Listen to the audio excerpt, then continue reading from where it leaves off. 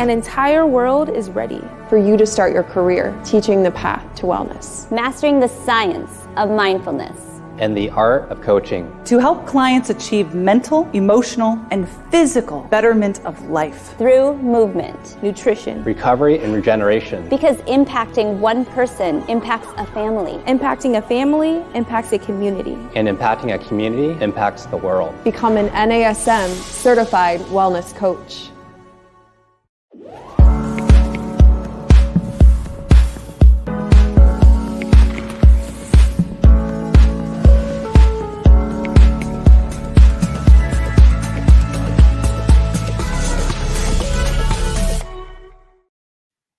Hey everyone, welcome to our Strong Mind, Strong Body podcast. I'm your host, Angie Miller, and today we're going to talk about an amygdala hijack, why you freak out and how to stop. So I don't know if you've ever heard of an amygdala hijack. I kind of hope you haven't, because really it's strong emotion and we're going to kind of deep dive into it. So I have a question for you. I'm just wondering, have you ever been emotionally hijacked? Have you ever felt like you were held hostage to your emotions?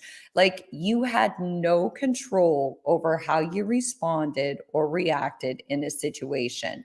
Maybe it was a time where someone in your family or someone around you was like, wow, you literally freaked out in that situation. And chances are it could be that in retrospect, you look back and you're like, wow, that did not even warrant the level of response and energy that I gave it. So I know I've had an amygdala hijack before. And I think if we were to be honest, probably most of us have. And so that's what this whole episode is about, why we freak out and how we can stop.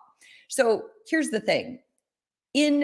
As a whole picture, I feel like I'm not what I call a high responder. You know, some people are high responders. They are very activated by stress. And generally, I think I can keep my cool. Probably even the people who live with me would agree. And I kind of pride myself in that, but I've had my moments. I can remember this morning when I was a caretaker for my mom. And my younger daughter was a preteen. My older daughter was a teenager. My spouse was in a mood. We were having a really bad morning. I had a caretaker at the house to help because we were all ready to leave. And she was there to help with my mom. And my husband was at the garage door because he just needed to tell me one more thing before I left the house. And I was just not having it. I could not get out of that garage fast enough. So turns out I kind of got out of the garage a little bit too fast and I ran right into the caretaker's car. And I didn't just slightly tap it. We're talking, I jammed right in my back end to her front end. It was not a finer moment for me. Should have seen my husband. It was not a finer moment in our whole household. So I guess you could say that at that moment, I had what you call an amygdala or an emotional hijack. So the term amygdala or emotional hijack kind of got known by Daniel Goleman in that groundbreaking book that he he didn't buy it. He actually wrote it back in 1995 about emotional intelligence. And I know I've done a podcast on emotional intelligence. I also did some NASM videos because I think emotional intelligence more than intellectual intelligence gets us so far in life, and it plays a key role in what we do as fitness pros. But amygdala hijack in a nutshell is like this big emotional response to stress that is often immediate and pretty much overwhelming. It's a situation where the amygdala, the part of the brain where we process and regulate emotions, it's also known as our emotional processing center. It hijacks or takes over our ability to respond rationally to situations. It's a hijack.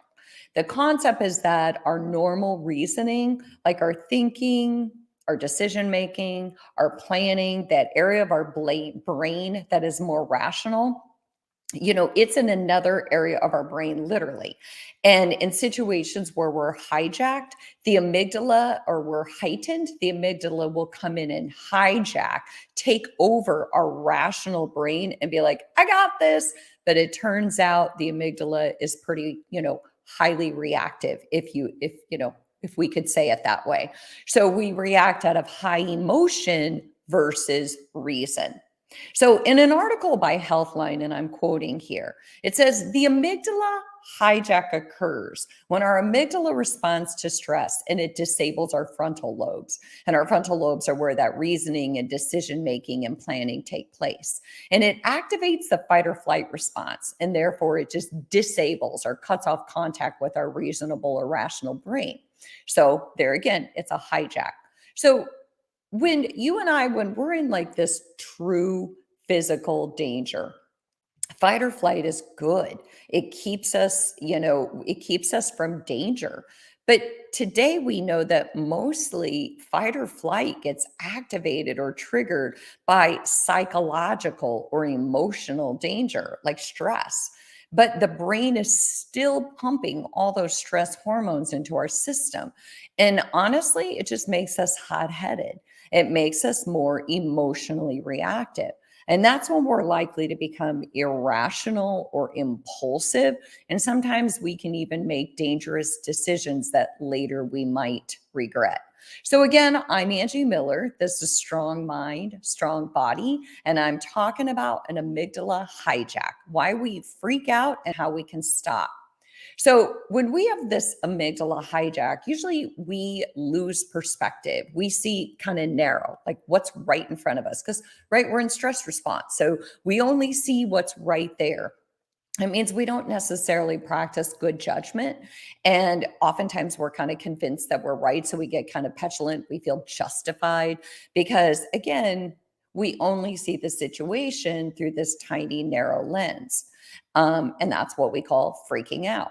So, in a quote by Goleman, and this is modified a little bit, he says, in moments like these, when impulses override rational thinking, the amygdala is like this psychological sentinel, and it's scanning our brain for trouble. And it's asking things like, is this something I hate? Is this something that I'm scared of? Is this something that will hurt me? And if the answer to any of those questions is yes, then the amygdala rushes in, and it's like a neural trap wire telegraphing a message of crisis to all the parts of the brain. So, you know what? You join me here. I'm guessing because you're like, okay, now I know what this amygdala hijack is, but how do I stop it? And can I stop it? Can I stop freaking out? Because it never feels good afterwards. Because the aftermath, if you've ever had really strong emotional outbursts, is often guilt. And none of us, I don't think, like that feeling of guilt. It's like when we're freaking out, we are left with this, what I call an emotional hangover. And honestly, I don't know if I coined emotional hangover, but I really like it. And I invite you to steal it. So we wake up the next morning or the next day, or maybe the next hour or 5 minutes later, and we're like, oh my gosh, I'm embarrassed. I feel guilty. It's like this icky emotional hangover of regret and ugly emotions. And we wish we could just take like a whiteboard and erase everyone's memories so that nobody remembers us being really kind of ugly in that moment. So, according to Goleman, we could put a stop to those emotional hijacks by increasing our emotional intelligence. Because even though that amygdala hijack is unconscious, we don't invite it in intentionally. We can consciously make an effort to stop it. We can gain what Goleman calls personal insight by increasing our emotional intelligence. So, I have some tips to help you deactivate your amygdala and activate your rational, reasonable brain so you could prevent yourself from freaking out in the future. All right. So, number one, when you feel stressed or anxious or overwhelmed, welcome to my world and everyone else's, right? Maybe you feel angry. I would just encourage you to take a step back 5 minutes later, 5 days later, 5 hours later, look back, let go of the guilt and shame, know that you're human and it's part of the human experience, and try to literally name your emotions. How did that stressful event make you feel? Yes, I know it was stressful, but were you angry? Were you scared? Did you feel trapped? Did you feel like you had to win in that situation? And then check in with those physical symptoms. When you get scared, when you feel fear, when you feel trapped, what does your body do? Do you get a headache? Do you get a stomach ache? Do your palms get sweaty? Does your heart start racing? Do you see color? And again, I think when you check in, you kind of have to do it afterwards, because the truth is, if you could check in the moment, that situation would have never happened. If you could stop and take a pause in the moment, you never would have reacted the way that you did. But once you're aware of it later and you kind of do this little reflective exercise, then you can kind of train your brain to respond differently so that you can get more in touch with, like, okay, this is how I feel. This is how I respond. I need to do it differently next time, because turns out I hate that emotional hangover and I hate feeling guilty and having regret. And I don't want to destroy my relationships. So once again, I'm Angie Miller, and I'm talking about the amygdala hijack, why we freak out and how we can stop. So number two, once you've kind of checked in, you know your emotions, you've checked in with your bodily sensations, now you can check in with your rational brain and kind of look at the triggers. Okay, it's not just the situation, but it's the triggers. Like, I could go back to that situation like it was yesterday, and I remember the triggers. I know that my daughters were in a mood. My husband wasn't having it. I wasn't having it. My mom wasn't having it. You know, everybody was just trying to get their stuff done. There was a lot going on, a lot of schedules. And, you know, I could have named 15 triggers before that event happened, before I went bashing into the car. So once I know my triggers, once I know what really heightens me or who really heightens me, then I know when that strong emotion is going to come on, and I can better get a gauge on it. So I can better, I can kind of ask myself, where do I have control? Where don't I have control? So the bottom line is that none of us can control the events that happen to us. And a lot of times our life is a bit like a chaotic situation. There's a lot going on, but we can control how we respond. So let's deep dive into some of these tips and solutions, if you will. So again, I'm Angie Miller, and this is talking about amygdala hijack. I'm the host of Strong Mind, Strong Body. I'm talking about an amygdala hijack and how to stop freaking out. So number one, my first tip for you is, if you haven't ever, or if you've ever thought about it, practice mindfulness. And I know that everyone talks about mindfulness and we're kind of over it. And you're out there thinking, I'm so tired of hearing about mindfulness. But here's the thing, it's evidence-based. There's a ton of apps that teach you how to breathe, how to be mindful, how to meditate. Because the idea is that the more mindful we are, the more present we are. And when we're present, all that onslaught of all that outside stimuli doesn't impact us as much, because we're only right there in the moment. We're aware of ourselves, we're aware of our thoughts, we're aware of our actions. According to a 2014 study on mindfulness and meditation, it said that mindfulness can improve your emotional intelligence in 3 pivotal ways. Number one, when we practice mindfulness, we have a greater ability to understand our emotions. And I know it sounds so primitive, but the thing is that there's so many people out there walking around thinking that the reason why they act the way they act or feel the way they feel is everyone else's responsibility. And here's a memo. How you act and how you feel and how you respond to life is no one else's responsibility but yours. Same way applies for me and for everyone else. So if I can understand my emotions, I can do more to change them so that they serve me better.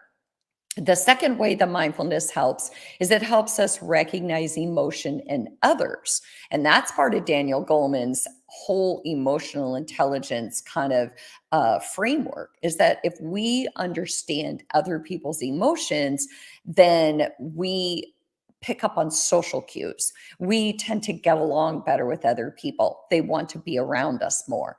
And then the third way that mindfulness can increase our emotional intelligence is it strengthens our emotional muscle, our ability to control our emotions and regulate them. Because we all know my favorite saying has always been, those who can't control their emotions control everyone else with them. So those who are emotionally intelligent are aware of their emotions. They're aware of how they impact the people around them. And more importantly, they can regulate and control their emotions. So if you're trying to avoid amygdala hijacks, if you're trying to avoid freaking out, download a meditation app. You will be really astounded at what 3 minutes, 5 minutes, 10 minutes a day will do to kind of calm your nervous system and help you get more in touch with your emotions. So at the end of the day, what I think about mindfulness is it teaches us how not to take the bait, how not to get hooked by strong emotions. It teaches us just to be an observer of our thoughts and emotions, not to attach ourselves to them, but to create healthy distance so that we can be like, okay, I can let that go, if only for now. I can watch it float away on a cloud in the sky.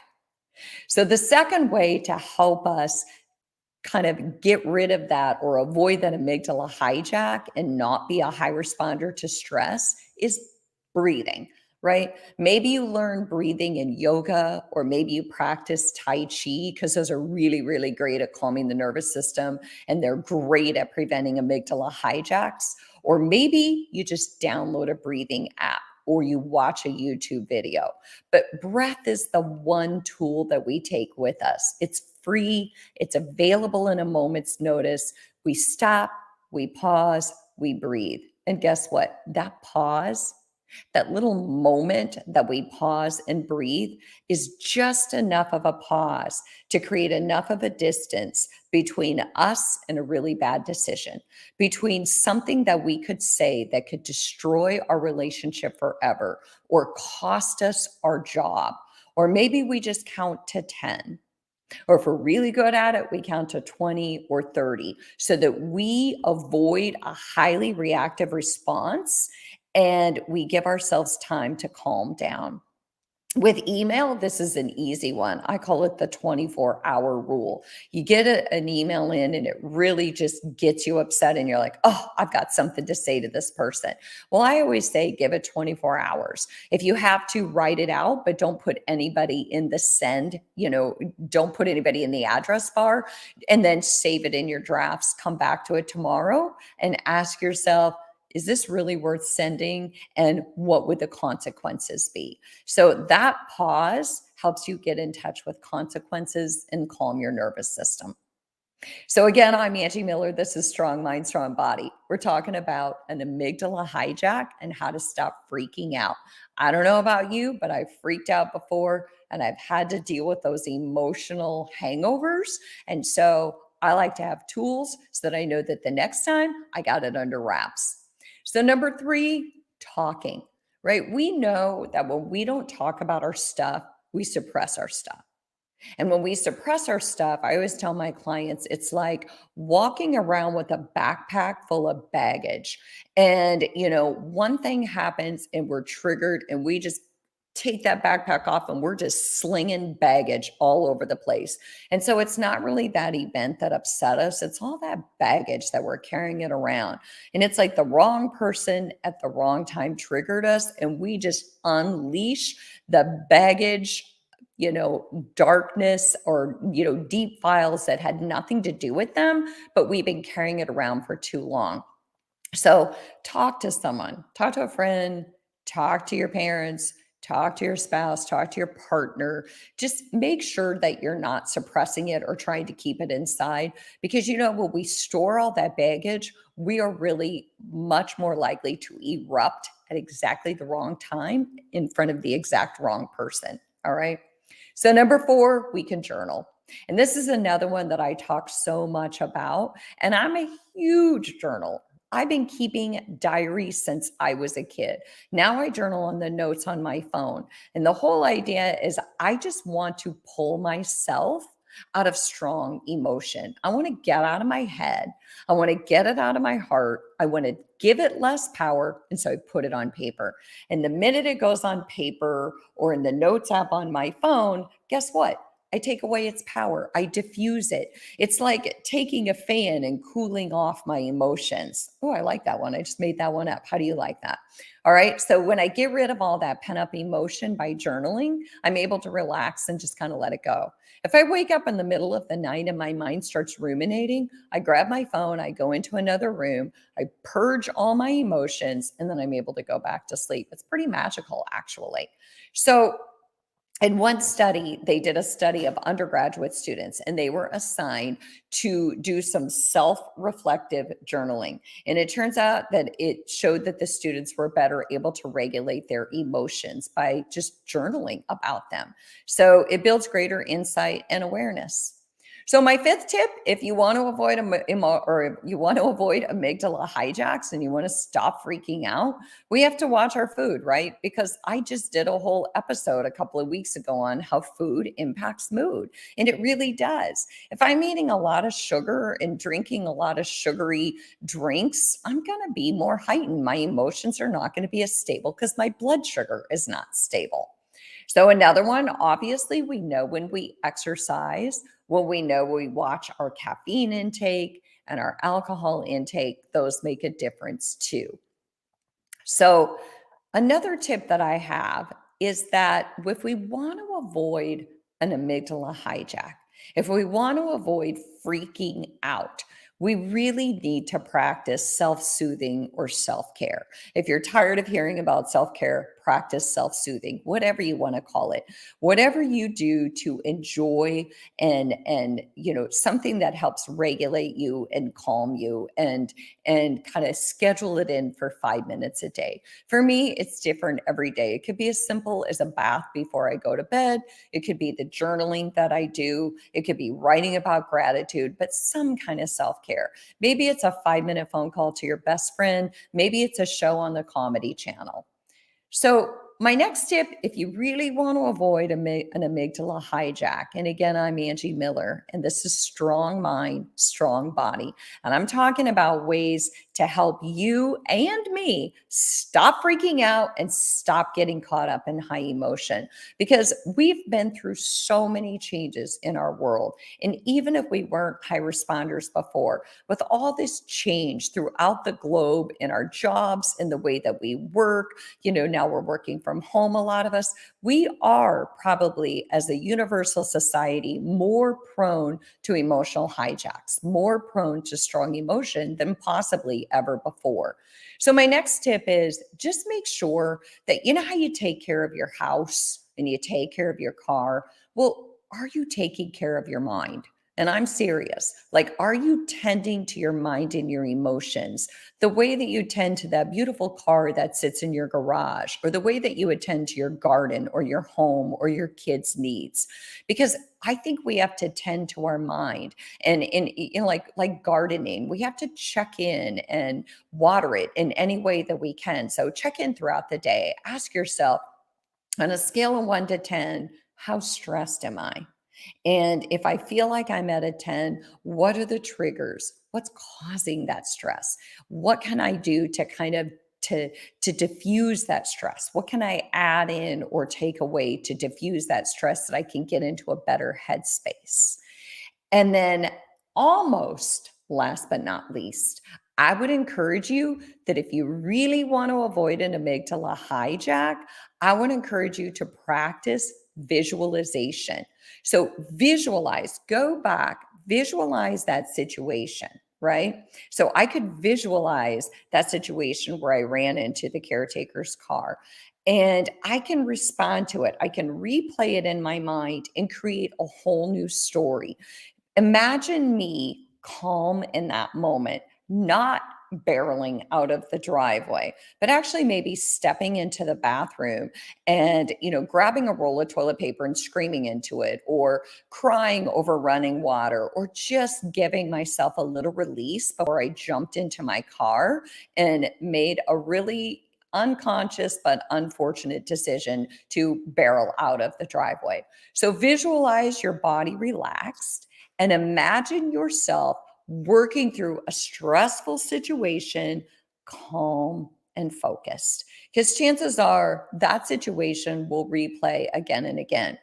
Because a lot of times our triggers aren't something that we can control. Maybe we feel triggered by our boss, or in my situation it went on for years where I was a caretaker, and so there were going to be a lot of heightened moments, and I just needed to learn how to kind of better regulate myself. But when you create this mental picture in your mind, then the next time you're in that situation, you can refer back to that image and kind of try to create it again. Right? So last but not least, change your focus.